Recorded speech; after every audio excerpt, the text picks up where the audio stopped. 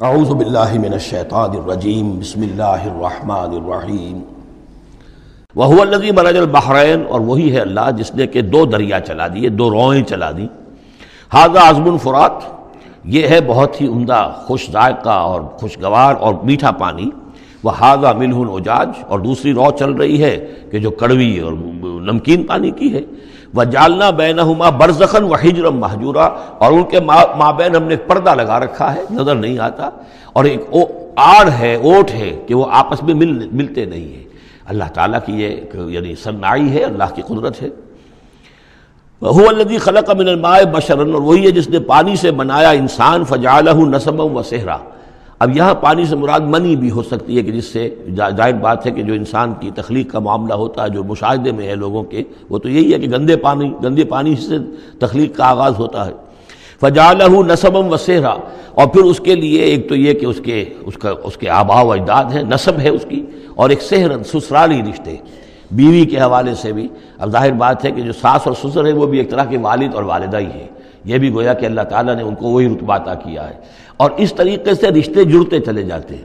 ورنہ تو یہ ہوتا کہ ایک ہی خاندان کے رشتے جو ہیں وہ چلے جا رہے ہیں اور آئسولیٹڈ ہو رہے تھے خاندان. لیکن یہ کہ جب یہ رشتے ہوتے ہیں شادی بیاہ سے تو وہ خاندانوں کے مابین ناطے بن جاتے ہیں، رشتے ہیں اور ناطے ہیں، اور اس طریقے سے تانا بانا جو ہے اس میں نوع انسانی کو اللہ تعالیٰ نے بن رکھا ہے. فَجَعَلَهُ نَسَبًا وَسِحْرًا وَكَانَ رَبُّكَ قَدِيرًا، اور آپ کا رب جو ہے وہ سب قدرت رکھنے والا ہے. وَيَعْبُدُونَ مِن دُونِ اللَّهِ مَا لَا يَنفَعُهُمْ وَلَا يَضُرُّهُمْ، اور وہ بندگی کرتے ہیں، پرستش کرتے ہیں اللہ کے سوا ان کی جو نہ انہیں کوئی نفع پہنچا سکتے ہیں اور نہ نقصان. وَكَانَ الْكَافِرُ عَلَىٰ رَبِّهِ ظَهِيرًا، اور یہ کافر لوگ جو ہیں یہ اپنے رب کی طرف پیٹھ کیے ہوئے ہیں، انہوں نے ادھر تو پیٹھ کی ہوئی ہے، ادھر توجہ کرنی ہی نہیں. وَمَا أَرْسَلْنَاكَ إِلَّا مُبَشِّرًا وَنَذِيرًا، اور نہیں بھیجا ہم نے آپ کو مگر مبشر اور نذیر بنا کر. جو بھی حق کا راستہ اختیار کریں ان کو بشارت دیجئے. راح و ریحان و جنت النعیم، اللہ کی مغفرت اور رحمت کی بشارت. اور جو لوگ اس کو رد کر دیں، انکار کر دیں، ان کو خبردار کر دیجئے کہ پھر جہنم تمہارے لیے تیار ہے.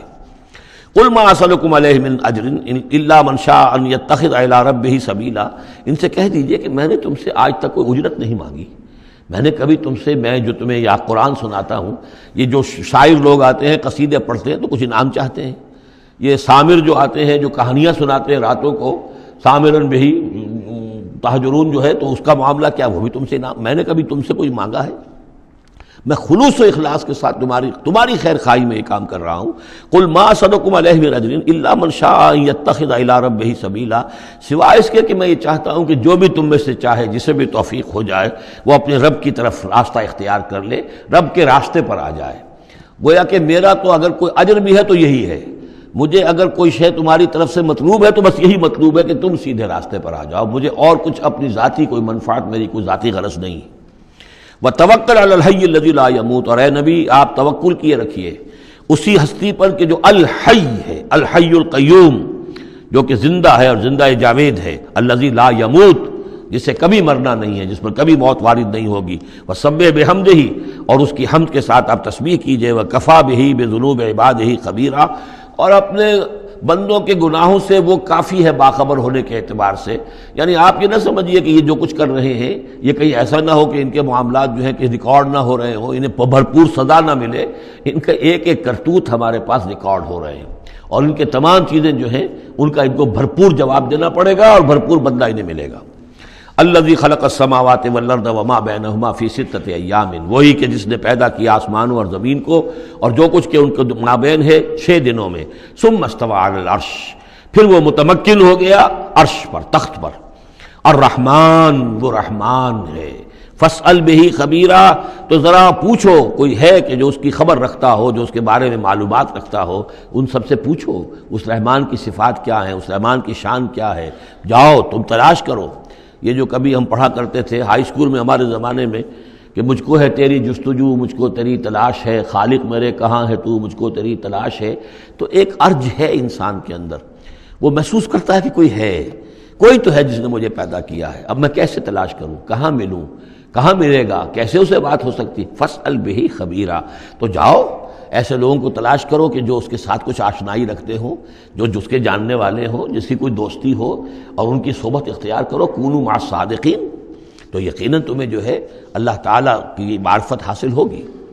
وَإِذَا قِيلَ لَهُمُ اسْجُدُوا لِلرَّحْمَٰنِ، اور جب ان سے کہا جاتا ہے کہ سجدہ کرو رحمان کو، قالوا امر رحمان، کیونکہ یہ رحمان کے لفظ سے بدکتے تھے، یہ صرف اللہ کا لفظ استعمال کرنا چاہتے تھے۔ رحمان جو ہیں یہ جو مشرکین مکہ تھے یہ کہتے تھے یہ نام تم کہاں سے لے آئے ہو، یہ ہمارے لیے قابل قبول نہیں ہے۔ قالوا امر رحمان، ان کا یہ رحمان کون ہے؟ انسجد لما تأمرنا، کیا ہم سجدہ اسے کریں جس کا تم ہمیں حکم دے رہے ہو؟ اس میں ہے وہ شقاق جو ہوتی ہے زدم زدہ، ٹھیک ہے تمہارے کہنے تو ہم یہ نہیں کریں گے، مطلب یہ کہ چاہے تو تم بات کہہ رہے ہو حق ہے، لیکن یہ کہ چونکہ تم کہہ رہے ہو اس لیے ہم نہیں کریں گے، اس کا تو مطلب یہ ہوگا کہ ہم نے تمہاری بات مان لی اور تم جیت گئے۔ انسجد لما تأمرنا، کیا اس کو ہم پوجیں گے جس کا کہ آپ ہمیں حکم دے رہے ہیں؟ وزادہم نفورا، اور اس سے ان کے اندر نفرت اور بدکنا ہی بڑھ رہا ہے، فرار اور بھاگنا اور دوڑنا۔ یہ میں عرض کر رہا تھا کہ یہ جو آخری رکوع ہے سورہ فرقان کا، یہ ہمارے اس مطالعہ قرآن حکیم کے منتخب نصاب کا ایک اہم درس ہے۔ اس کے میں نے عرض کیا تھا پہلا حصہ 4 بہت جامع اسباق پر مشتمل ہے، سورۃ العصر، آیت البر، 2 ہم اس میں سے پڑھ چکے ہیں۔ دوسرے حصے میں کچھ ایمان کے مباحث تھے، ایمان کی ماہیت، ایمان کی حقیقت، اس میں ہم سورہ آل عمران کے آخری رکوع کی آیات پڑھ چکے ہیں، سورہ فاتحہ پڑھ چکے ہیں، اور ابھی حال ہی میں سورہ نور میں یہ آیات نور جو ہیں 5واں رکوع سورہ نور کا۔ تیسرا حصہ ہے اس کا عمل صالح کی تشریح پر۔ تو عمل صالح کے ضمن میں سب سے پہلے مرحلہ آتا ہے انفرادی شخصیت، انفرادی سیرت و کردار۔ اس کا سب سے پہلا سبق وہ تھا جو ہم پڑھ چکے ہیں سورہ مومنون کے شروع میں، وہ 11 آیات۔ تعمیر سیرت کی اساسات کیا ہیں، کن چیزوں پر، کن بنیادوں پر جو اللہ چاہتا ہے کہ ایک بندہ مومن کی سیرت جو ہے وہ تعمیر ہو، وہ کن اساسات پر ہوگی۔ تو قد افلح المؤمنون الذین هم فی صلاتهم خاشعون والذین هم عن اللغو معرضون والذین هم للزکاة فاعلون والذین هم لفروجهم حافظون الا علی ازواجهم او ما ملکت ایمانهم فانهم غیر ملومین فمن ابتغى وراء ذلك فاولئک هم العادون والذین هم لاماناتهم وعهدهم راعون والذین هم علی صلواتهم یحافظون اولئک هم الوارثون الذین یرثون الفردوس هم فیها خالدون۔ تو یہ تو گویا کہ اساسات ہیں۔ اب یہ کہ وہ پوری تعمیر شدہ شخصیت، میچور بندہ مومن، پوری تعمیر شدہ شخصیت، اس کے خد و خال کیا ہوں گے، وہ ہیں کہ جو اس رکوع میں آ رہے ہیں۔ ایک میچور بندہ مومن کی شخصیت جو ہے اس کے کیا خصائص ہیں، کیا اوصاف ہیں۔ لیکن اس سے پہلے 2 آیات کے اندر ایمان کے ضمن میں جو قرآن مجید کا جو فطری طرز استدلال ہے اس کا خلاصہ آ گیا ہے۔